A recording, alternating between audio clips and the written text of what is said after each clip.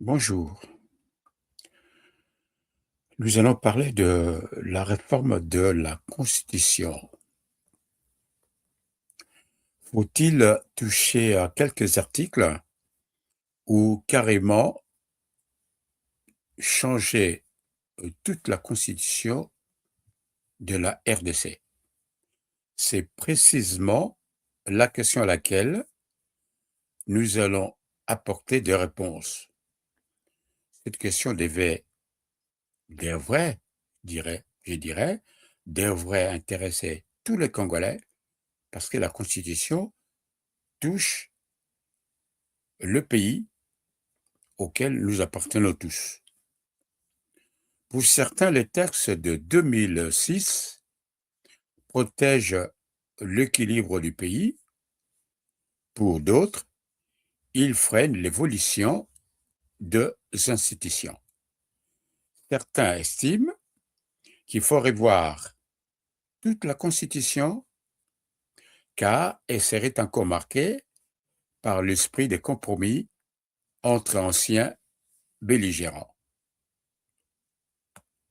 C'est vrai, le texte a été conçu dans un contexte post-guerre qui ne correspond plus entièrement aux défis actuels. Mais le vrai enjeu n'est pas de changer toute la Constitution, mais de corriger les articles qui posent problème dans la pratique. La vraie question n'est pas changer pour changer, mais de savoir si la réforme proposée renforce la démocratie ou sert seulement des calculs politiques. Une constitution n'est pas sacrée au point d'être figée, mais elle ne doit pas être changée au gré des intérêts politiques du moment. La constitution actuelle, inspirée des textes contemporains, a instauré des principes essentiels qui sont la limitation des mandats, la séparation des pouvoirs, la décentralisation et les droits fondamentaux. Mais avec le temps, plusieurs dispositions montrent leurs limites. Réécrire toute la Constitution serait risqué. Réformer certains articles précis paraît plus réaliste et plus utile. La vraie question n'est pas qui a écrit la Constitution, mais si elle sert encore aujourd'hui l'intérêt général du peuple congolais. Le problème n'est pas la Constitution, c'est l'usage qu'on a fait. Une bonne Constitution, mal appliquée, constitue un échec.